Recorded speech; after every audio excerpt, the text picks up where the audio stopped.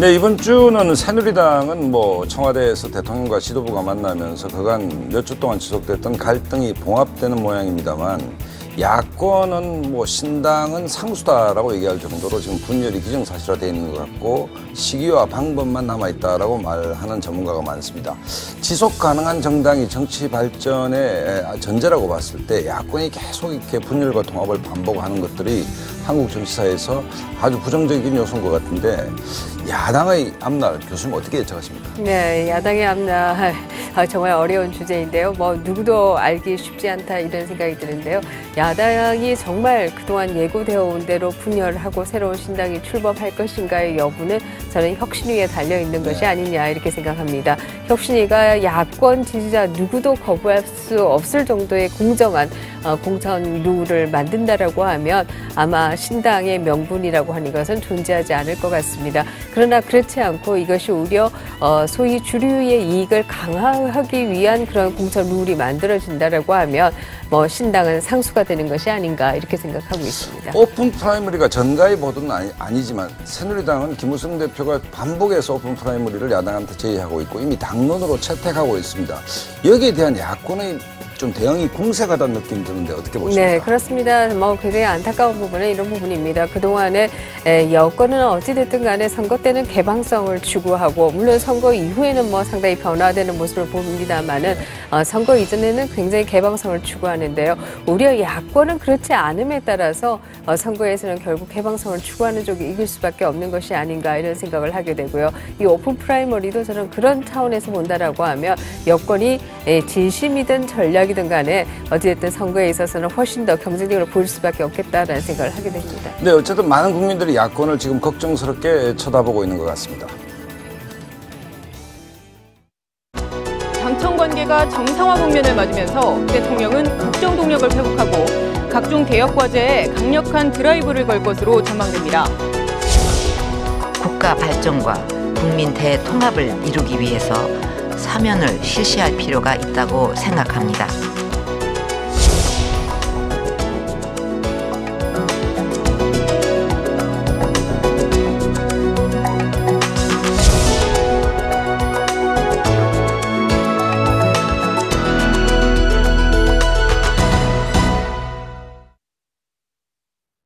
네, 복잡한 현 정국을 진단하고 명쾌한 해법을 제안하는 정국의 속살 시간, 박찬종 변호사 모셨습니다. 네, 안녕하십니까? 어서 오십시오.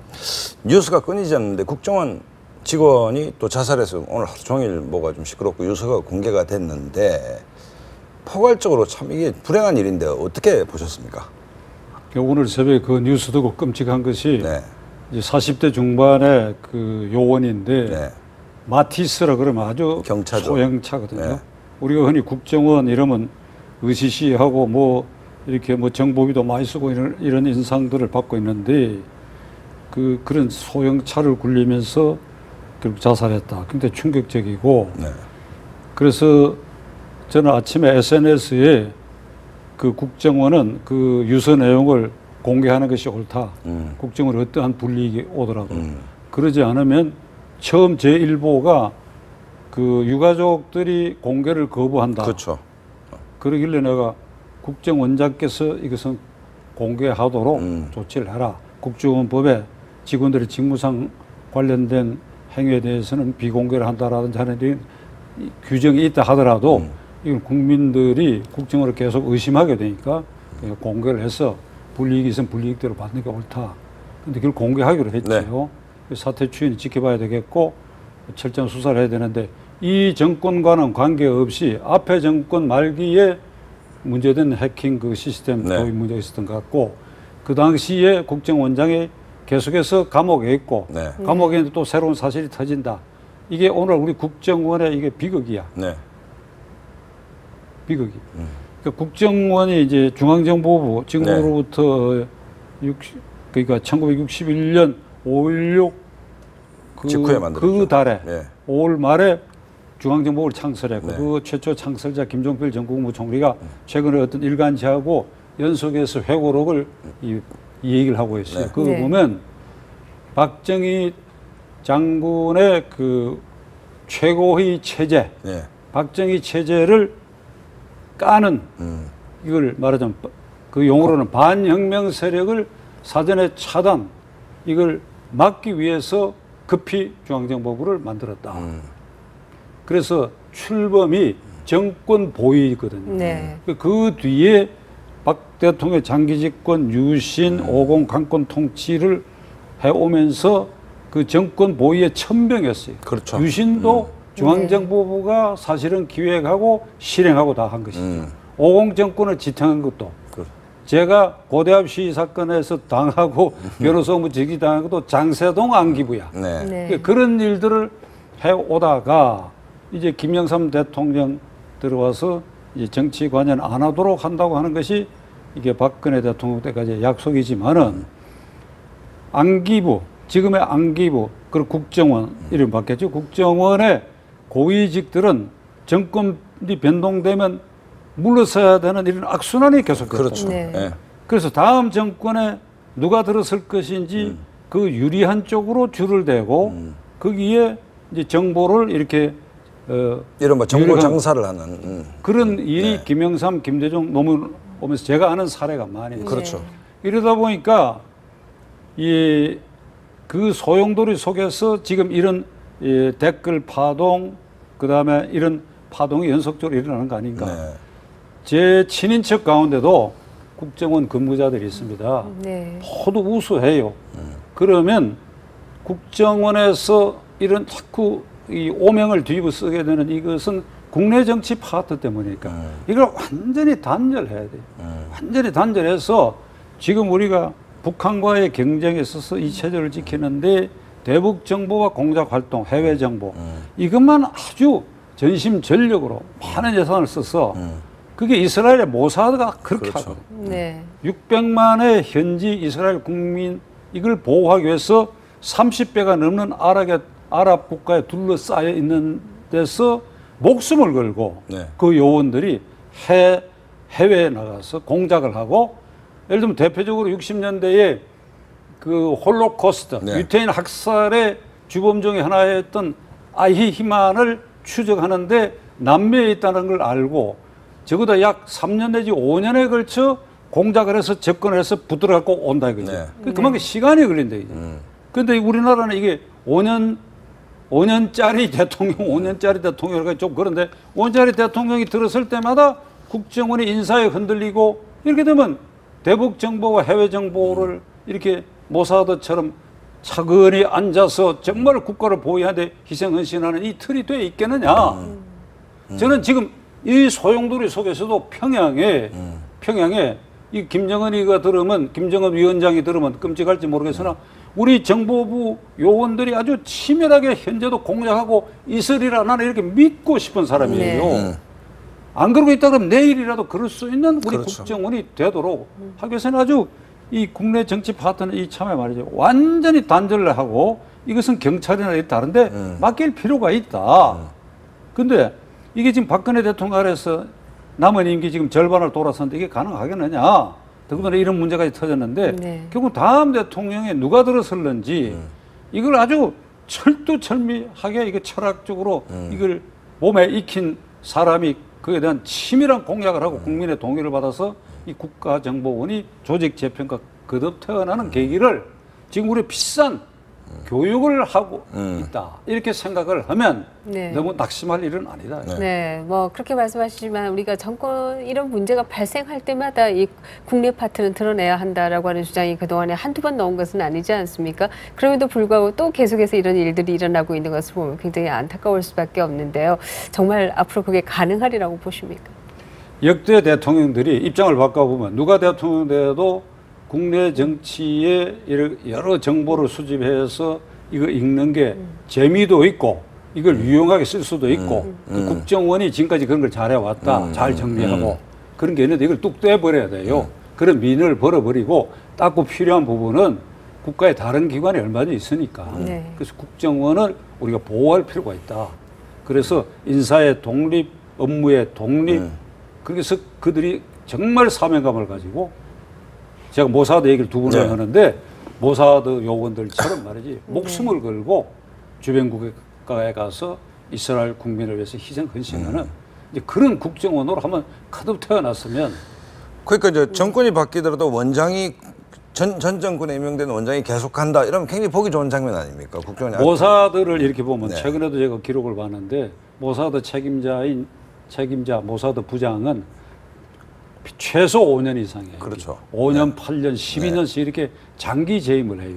그럴 수밖에 없지. 그래야 되는 거 아니겠습니까? 지속 가능하고 일이. 지금 이 박근혜 대통령 들어서고 지금 2년 반 사이에 벌써 두 사람째 아닙니까? 그렇습니다. 그러니까 이래서는 안 되는 거죠. 국내 정치로 좀 돌아가 보면 새누리당과 집권당은 뭐 이번 주에 이제 김무성 대표, 원유철 원내대표, 신임 지도부와 대통령이 좀 비교적 화기애애한 모습을 보이면서 일단 그동안 유승민 파동이 좀 수습되는 장면입니다. 어떻게 보셨습니까? 수습되고 있지요. 네. 그리고 화기애애하고. 네. 그런데 문제는 이게 대통령 이 소통 문제는 이 김무성 그리고 새누리당의 이 지도부의 문제가 아니고 네. 새누리당 지도부는 대통령 만나고 싶어 했는데 이 소통이 안 돼 있는데 결국 박 대통령의 소통이 이게 늘 지금까지 불확실하고 소통이 잘 안 됐다. 그래서 대통령을 언제 만나느냐. 그러니까 마치 남북 좀 비유가 클지 몰라 남북 정상회담 하듯이 물 밑으로 접촉을 했어.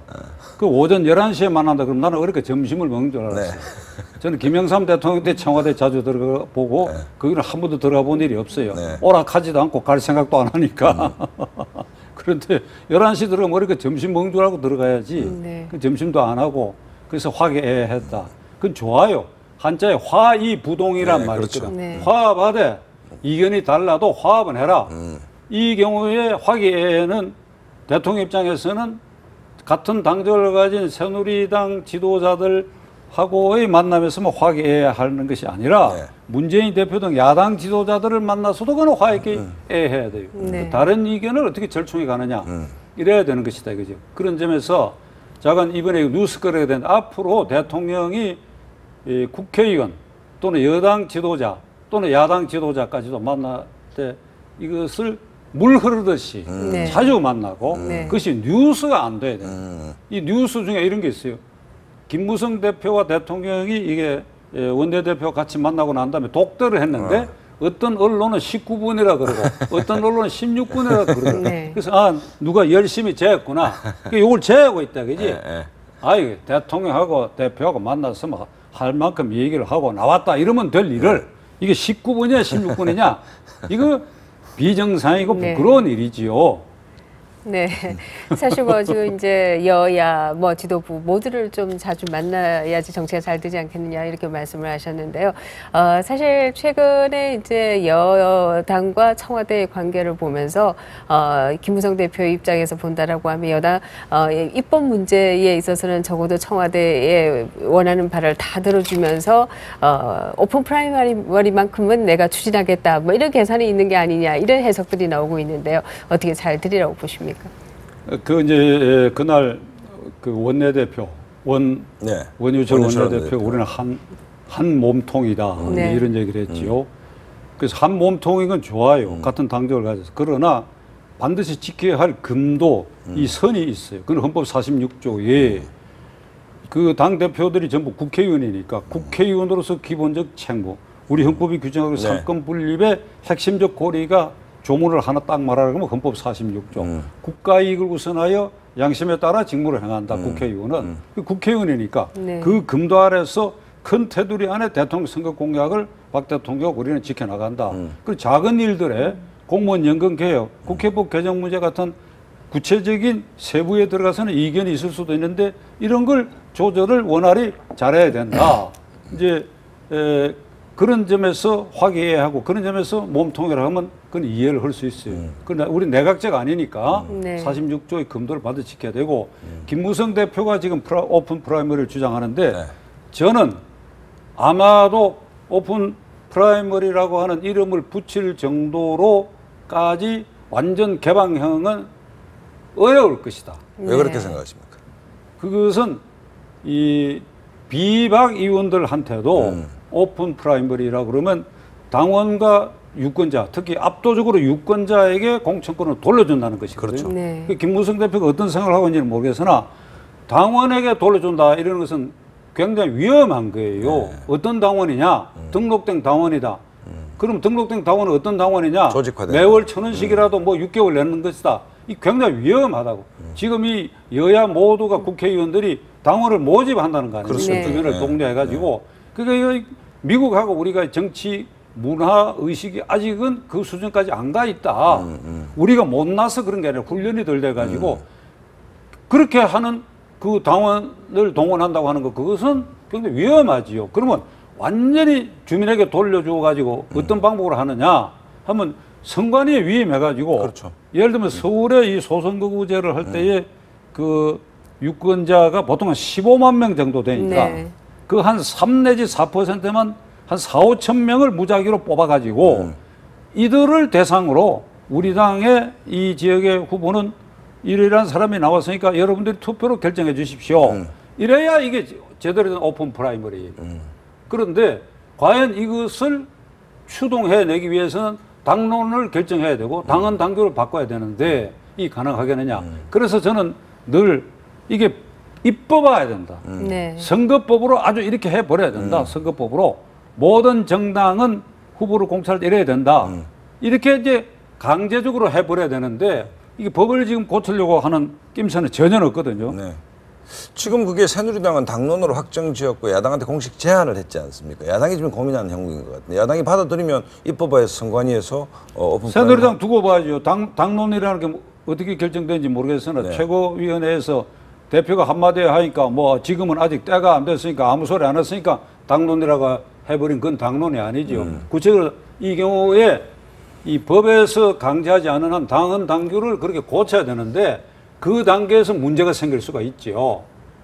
문제가. 네. 그러면 그때 가서 김무성 대표가 어떤 태도를 취하는지는 김 교수님 말씀대로 지켜봐야 되는데 네. 세게 나갈 가능성도 있다고 나는 보지. 예. 네. 그 당 지도부 회동에서 좀 다른 얘기를 하면 그 사면 문제에 대해서 당이 오히려 좀 폭넓은 사면을 좀 권유했고 박근혜 대통령은 그동안 사면에 대해서 좀 부정적인 생각들을 많이 피력을 했었는데 당이 대통령 사면권에 대해서 공간을 좀 넓혀주는 어떤 그런 모양을 좀 취했습니다. 이번 사면은 어떻게 될 거라고 보십니까? 지금 국회의원들, 여야 지도자들, 비단 새누리당뿐 아닙니다. 이 새정치연합의 지도자들에게도 이해관계자들의 로비가 대단할 겁니다. 대단해요. 그건 뭐 내 경험상도 그렇고. 그런데 이게 재벌에 대한 사면, 그다음에 고위공직자에 대한 사면은 박 대통령이 절대 하지 않겠다고 하는 대선 공약은 그렇죠. 거의 금석맹약의 수준이야.